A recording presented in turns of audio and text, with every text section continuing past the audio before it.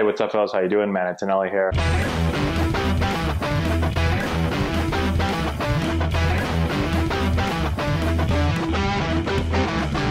All right, guys, let's go over this triple play right here between the Blue Jays and the Yankees. I've had a lot of people reaching out to me saying, what the hell is going on here? So Coach Matt is here to the rescue. I'm going to walk you through it both from the offensive perspective and defensive perspective and kind of what you're thinking from both sides of the ball. So here's the situation. We've got the bottom of the first, nobody out, second and third. We've got Guerrero at the plate, Bichette's on second, Semion's on third. We get a little bit of a chopper here by Guerrero, okay? So here's the thing. Here's the chopper. Pitcher's going to come off the mound to get the ball. You can see Semien right here, right? So he starts to go, and then he slams on the brakes right here. And now he's going to start to retreat to the bag, okay?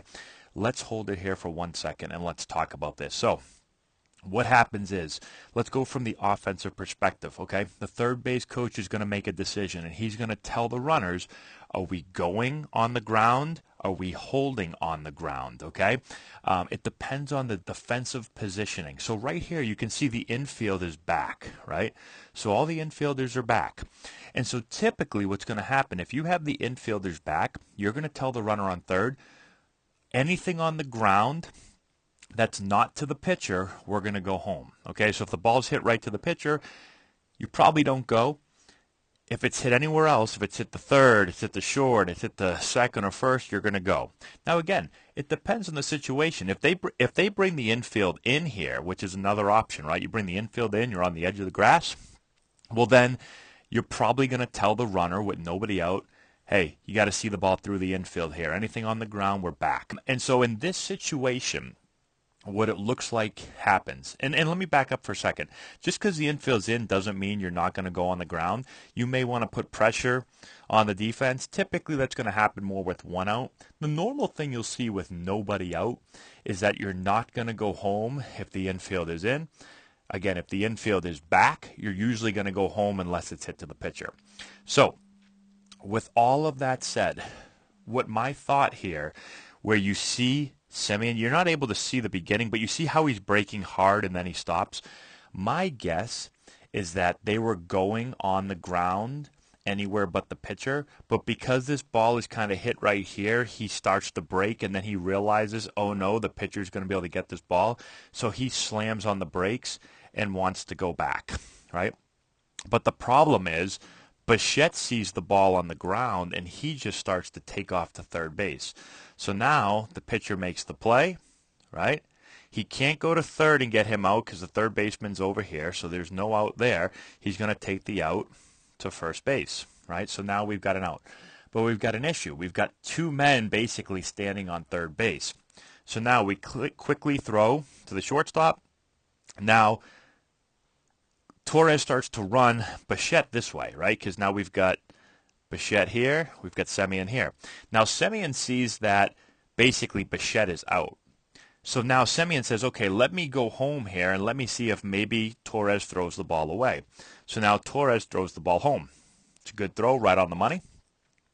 Now Semien's in a rundown. What should happen here, and what typically you're taught to do in this situation, is once you get in a rundown here, at the big league level, at a high level, you're not getting out of this rundown, like 99.9% of the time. And so really what should happen here is Bichette should just continue to go to third, stand on third base. They're going to start to run Semien back. You're not going to have to throw the ball because there'll be two runners standing on third, and then you're going to tag Semien out. Well, actually, at that point, if they're both actually on the bag, then Semien would actually be safe. But let's say he doesn't get back to the bag in time, and he's out. So now we flip it here. The reason we flip it is because Bichette says, okay, instead of just going to third, I'm now going to go back to second base. And so now they flip the ball here. But for some reason, Bichette now says, okay, now I'm going to try to go back to third base. So they tag him out, and then their heads up, they quickly turn, throw the ball, and they tag out Bichette there. All right, so a lot of stuff happening right here. First thing, solid job by the Yankees. They make all the plays, right? There's a couple of long throws. They put the ball on the money. They execute the rundown very well, and then they continue to be heads up and see that they're going to get Bichette out at third base. All right, so very good job by the Yankees. By the Blue Jays, Now, we don't know exactly what the call is. We don't know. Let's back up for a second. Go back real quick. Now, again, we don't know what Semyon was told here. We don't know if he was told go on anything. We don't know if he was told make sure it gets past the pitcher. We're not sure. The other thing in this situation is that the third base coach is going to communicate to both runners what's going to happen. And so you can tell the runner at third, right? I'm going to lean in every single time. In between every pitch, I'm going to lean into the man on third, and I'm going to tell him what to do, where the ball is hit. All right? So you do that. But then you also signal to the man on second. You let him know what this guy is going to do. And so the way that I usually did it, and the way we did it with most of the teams that I played with, is if we tell the man at third to go home on the ground, well, then when I give the outs to the man at second, I'll look over here and say, hey, Bo, we got nobody out. And then I'll kind of point this way. And that means that's telling him, hey, if it's on the ground, he's going. So you can come. If let's say they have the infield in and we say, hey, you got to see the ball through. We're not going on the ground. Well, then I would tell that to the man at third. And then I would look at Bo and I would say, hey, Bo, we got nobody out. And I would point with my finger this way. And so that's how we did it on most teams. If I point this way after telling the outs, that means we're not going home. If I point this way after giving the outs, that means we are going home. And that way again, if this guy is told not to go, well, then you're not going to come flying this way, right? If he is told to go, well, then you make your read and you can come forward and come to third base. So that's where we get confused, is we get this read right here, and now he slams on the brakes, and now he starts to go back, right? And again, we don't know what he was told, but at this point right here, right? At this point right here, and really I should say basically at this point right here.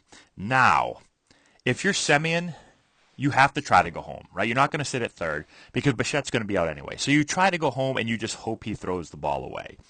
Once he does not throw the ball away, now we're done, okay? If you're at Little League, if you're at a low level, well, now you can start to play this cat and mouse game and get guys running all over the place because someone's probably going to screw up. But not at the big league level. They're going to run this down and get you out. And so right here, Bichette should say, I'm going to third base. At this point, Semyon's job is to stay in the rundown long enough to let Bichette get there. And Bichette's almost there already, so it's an easy play. He should never have retreated back to second base. This is where it's a no-no because this guy's going to be out. All right, so just take the extra base.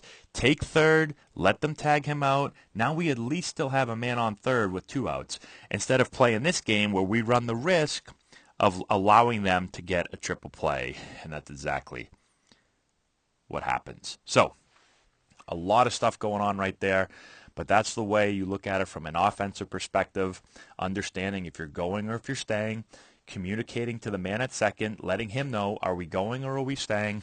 And then once the play actually happens, realizing when you've been defeated, right? Like, we're out, we messed up, we made a mistake. Let's not compound the mistake by just running around like a chicken with our heads cut off. And Bichette should have just moved up. And the play ends, 2 outs, man on third. Hopefully the next guy can knock you in, and at least you get 1 run out of the play. So let me know what you think about that. Hopefully that clarifies things. Subscribe to the channel. Hit the notification bell. Give it a thumbs up. All that good stuff. And we will talk to you later. If you've enjoyed this video and want to learn more about building the elite swing, check out our new course. We have over 2 hours of content, almost 30 hitting drills. We break down the exact mechanics that you're going to want to implement into your swing. I've put the link in the description if you want to go check it out.